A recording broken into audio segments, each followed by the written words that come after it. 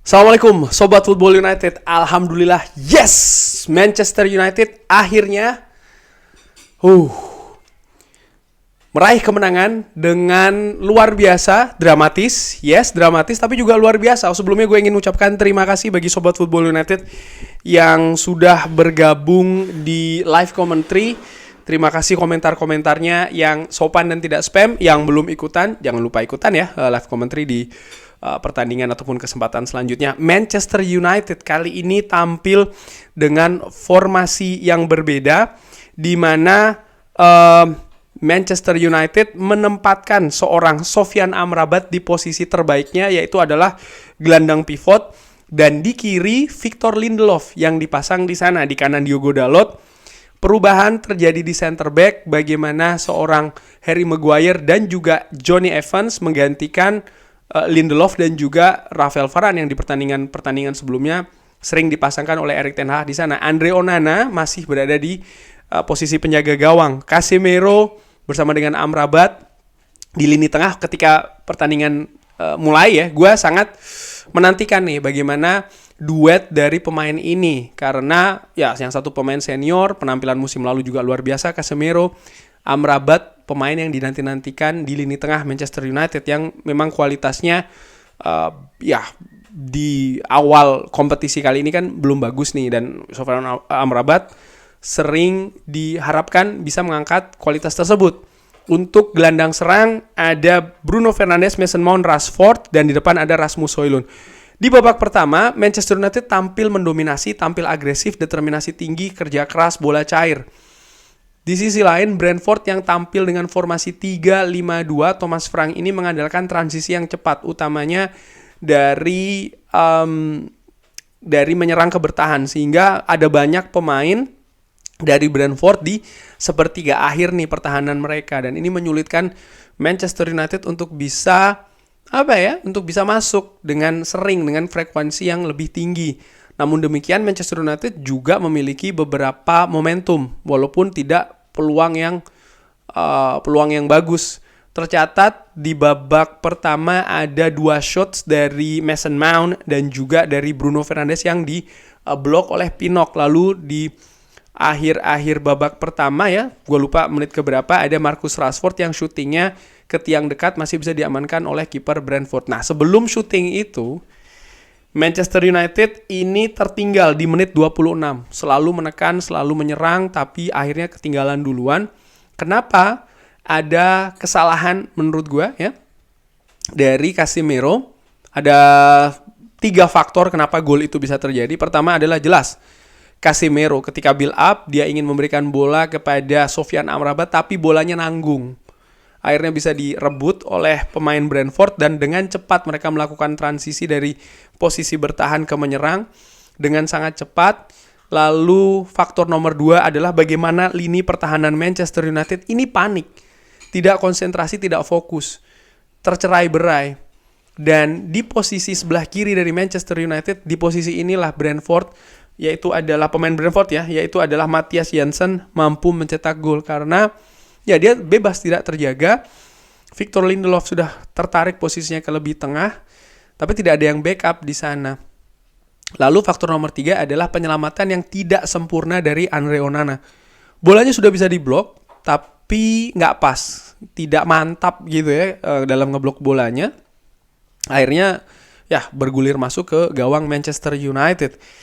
Gua curiga ada faktor mungkin ya, faktor matahari, karena posisi dari Andre Onana itu berhadapan dengan matahari. Di belakang gawang itu banyak fans Manchester United menyaksikan dengan posisi seperti ini kan, karena memang silau. Tapi ya anyway, ya dia kiper profesional, harusnya bisa tampil lebih bagus dalam menghalau bola tersebut. Nah, setelahnya gue khawatir nih apa yang akan dilakukan oleh Manchester United. Tapi ternyata Manchester United masih terus menekan nih. Dengan konsisten mereka berusaha untuk mencari peluang supaya bisa menyamakan kedudukan. Gue sempat khawatir kejadian menghadapi Crystal Palace akan terjadi. Di live commentary gue katakan Manchester United harus bisa menyamakan kedudukan sebelum istirahat nih, supaya di babak kedua lebih mudah. Tapi ternyata situasi tidak ada perubahan, tetap kalah 1-0 di babak pertama. Nah, memasuki babak kedua, Erik ten Hag langsung melakukan pergantian. yang menurut gue pergantiannya sangat berani ya. Bagaimana pemain senior Casemiro yang by the way di babak pertama tidak tampil optimal, ada error besar di proses terjadinya gol dari Brentford. Lalu juga akurasi umpan, dia kalah jauh dibandingkan dengan Sofyan Amrabat. Sofyan Amrabat 100% menurut statistik ya di babak pertama, sementara Casemiro hampir 80%. Jadi gapnya nih 20% lebih. Diganti dengan seorang Christian Eriksen. Nah, di babak kedua ternyata Manchester United tampil luar biasa, mendominasi, menekan, mencari peluang, mencari momentum, mencari gol, dan ini dilakukan secara konsisten. Sementara Brentford dengan situasi mereka unggul 1-0, mereka nampak lebih nyaman nih dalam bertahan, dan lama-kelamaan mereka lebih banyak menumpuk pemain di daerah sendiri. Dan tentu saja ini menyulitkan Manchester United untuk bisa menembus gawang dari Brentford. Tapi luar biasanya ketika Brentford ini memegang bola, sebentar, gue ngopi dulu nih, bismillah. Ketika pemain Brentford memegang bola, pemain Manchester United juga melakukan pressing yang ketat dan akurat, sehingga bolanya nggak lama-lama nih dipegang oleh Brentford, berganti lagi ke Manchester United, usaha lagi, bergerak lagi pemain-pemain ini, terus mencari solusi ya di pertahanan yang ketat, yang rapat, yang yang solid dari pemain Brentford. Pemain Brentford menurut gue banyak individu-individunya, terutama pemain bertahan ini tampil dalam atau situasinya sedang dalam bagus ya, sedang dalam situasi yang oke, yang bagus, sehingga ya sangat sulit sekali bagi Manchester United untuk bisa menembus pertahanan dari Brentford. Harus diberikan kredit bagaimana pemain Manchester United tidak menyerah. Mentalnya, karakter luar biasa, terus mencoba, terus bergerak ya. Segala macam dilakukan, tendangan jarak jauh, umpan 1-2 di depan kotak penalti, di kanan, di kiri, aksi individu, penetrasi, dicoba semuanya. Sempat ada gol bunuh diri dari Brentford ya, tapi offside karena ada sentuhan dari Anthony Martial dulu. Setelah itu apakah kendor? Enggak, terus dilakukan. Akhirnya Manchester United di menit 90+3 dan 90+7 berhasil mencetak gol dari Scott McTominay yang dimasukkan secara jitu menggantikan Sofyan Amrabat. Erik ten Hag menurut gue harus diberikan kredit bagaimana strateginya ya, terutama di babak kedua mengganti pemain-pemain sebelumnya ini tepat. Hampir seluruhnya tepat. Anthony yang masuk, Alejandro Garnacho sampai dengan seorang Scott McTominay, Christian Eriksen tentu saja. Christian Eriksen by the way passing akurasinya 90%, jauh lebih tinggi daripada Casemiro, dan ada perbaikan kualitas di lini tengah. Pemain-pemain tadi menurut gue kerja keras semua. Bruno Fernandes seperti biasa tampil excellent. Bruno Fernandes ada di mana-mana. Bruno Fernandes ini luar biasa ya, bergerak tanpa henti, mengalirkan bola, mendistribusikan bola, ada di mana-mana. Dan menurut gue excellent penampilan dari Bruno Fernandes di lini tengah Manchester United. Harry Maguire juga pemain yang menurut gue tampil bagus di pertandingan tadi ya. Passing akurasinya cukup bagus, 90,3%.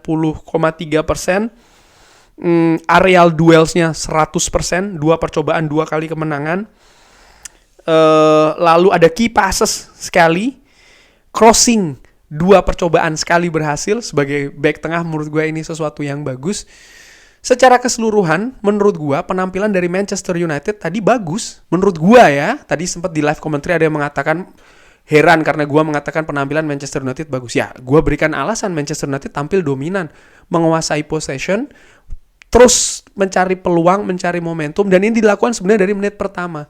Hanya saja sama seperti pertandingan-pertandingan sebelumnya, Manchester United masih ceroboh dalam situasi individual, kesalahan error individual itu yang menghukum Manchester United kan. Ini masih terjadi tadi.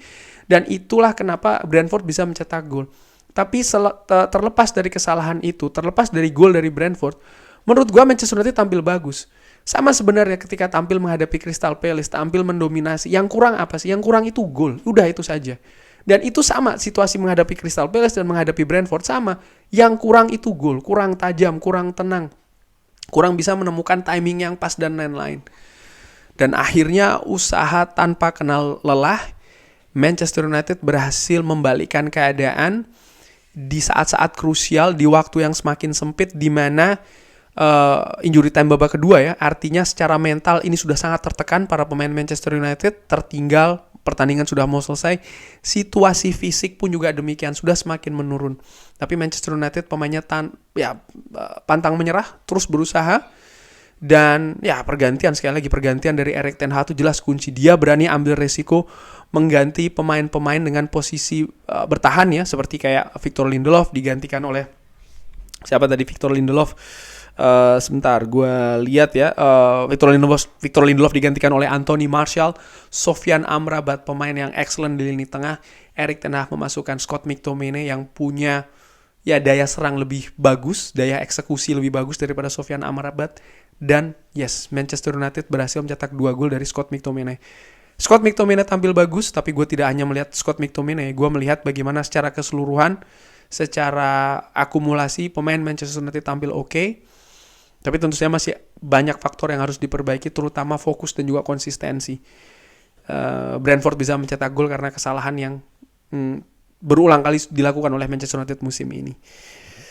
Tapi yes, yang paling penting menurut gue, seperti yang gue katakan di preview, adalah menang. Karena kemenangan ini mudah-mudahan bisa membalikkan situasi negatif di Manchester United. Manchester United di pertandingan sebelumnya tidak selalu tampil buruk, tidak selalu tampil jelek. Mereka tampil oke menurut gue, tapi ada selalu kesalahan-kesalahan individu, ada kekurangan ketidaktajaman di lini depan, kekurangan gol.